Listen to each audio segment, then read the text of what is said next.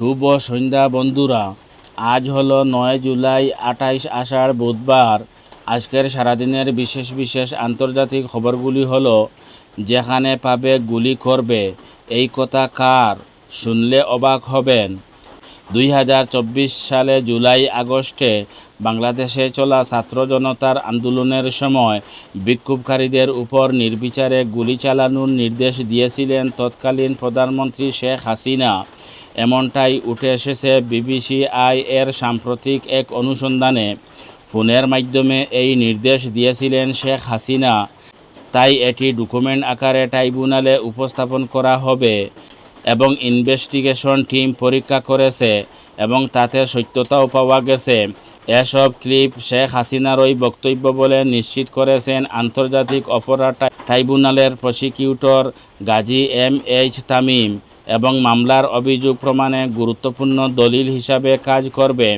শেখ হাসিনার বিরুদ্ধে হত্যা মামলায় অভিযোগ গঠনের বিষয়ে আদেশ দেওয়া হবে বৃহস্পতিবার 10 জুলাই। এই মামলায় হাসিনা ছাড়াও আরও 2 জন আসামি আছেন: সাবেক স্বরাষ্ট্রমন্ত্রী আসাদুজ্জামান খান কামাল এবং পুলিশের সাবেক আইজিপি চৌধুরী আবদুল্লাহ আল মামুন। প্রসিকিউটর তামিম বলেন, আদালত যদি অভিযোগ গঠনের আদেশ দেন তাহলে অন্যান্য ডকুমেন্টের পাশাপাশি সবচেয়ে গুরুত্বপূর্ণ দলিল হবে শেখ হাসিনার ফোনালাপের আন্তর্জাতিক ভেরিফিকেশন। এর আগে বিবিসির প্রতিবেদনে বলা হয়, গত মার্চে ফাঁস হওয়া একটি অডিও কল শেখ হাসিনাকে স্পষ্টভাবে বলতে শোনা যায়, প্রয়োজনে প্রাণঘাতী অস্ত্র ব্যবহার করো, যেখানে পাবে গুলি করবে। বিবিসির তথ্যমতে এই কল রেকর্ড করছিল বাংলাদেশ সরকারের টেলিযোগাযোগ নজরদারি সংস্থা এনটিএমসি। ইসরায়েলের জন্য সুখবর: ইসরায়েলের বিমানঘাঁটি ও গোলাবারুদের গুদাম নির্মাণে $1 বিলিয়ন দিবে যুক্তরাষ্ট্র।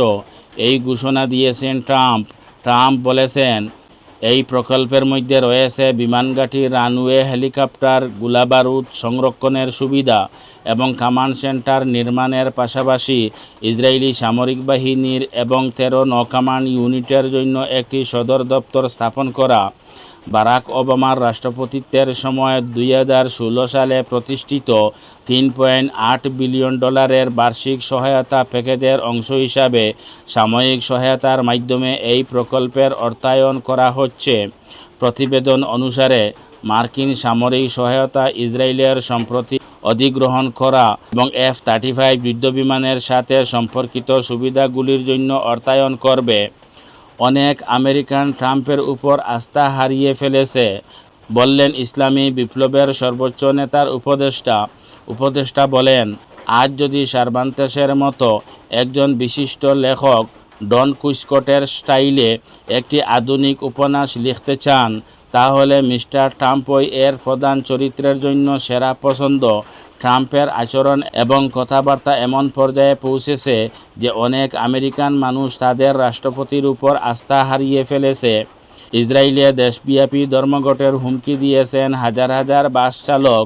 প্রতিবেদনে বলা হয়েছে, যদি ইসরায়েলি যাত্রী পরিবহন চালকদের দাবি মেনে না নেওয়া হয় তাহলে আমরা সমগ্র ইসরায়েল জুড়ে সাধারণ ধর্মঘট চালিয়ে যাব।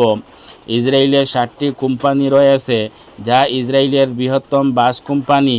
5600 জনেরও বেশি চালক নিয়োগ করে। ইউক্রেনে ভয়াবহ হামলা চালালো রাশিয়া। এক রাতেই 700 ড্রোন দিয়ে ইউক্রেন তছনছ করে দিল রাশিয়া। এছাড়া ড্রোনের পাশাপাশি ইউক্রেনে ক্ষেপণাস্ত্র হামলাও চালিয়েছে রুশ বাহিনী। তবে ইউক্রেনীয় আকাশ প্রতিরক্ষা ব্যবস্থা এসব ড্রোন ও মিসাইলের বেশিরভাগই ধ্বংস করতে সক্ষম হয়েছে বলে কিয়েভ দাবি করেছে। আজকে এক প্রতিবেদনে এই তথ্য জানিয়েছে বার্তা সংস্থা রয়টার্স। বার্তা সংস্থাটি বলেছে, রাশিয়া এক রাতে ইউক্রেনের উপর রেকর্ড সংখ্যক 728টি ড্রোন এবং 13টি ক্ষেপণাস্ত্র ছুড়েছে বলে জানিয়েছে ইউক্রেনের বিমানবাহিনী। আজ এক বিবৃতিতে তারা এই তথ্য জানায়। হিজবুল্লাহ একটি লেবাননের সমস্যা, এই কথা বলেছেন মার্কিন রাষ্ট্রদূত টম বারাক। তিনি বলেন, হিজবুল্লাহকে নিরস্ত্র করা লেবাননের একটি বিষয়।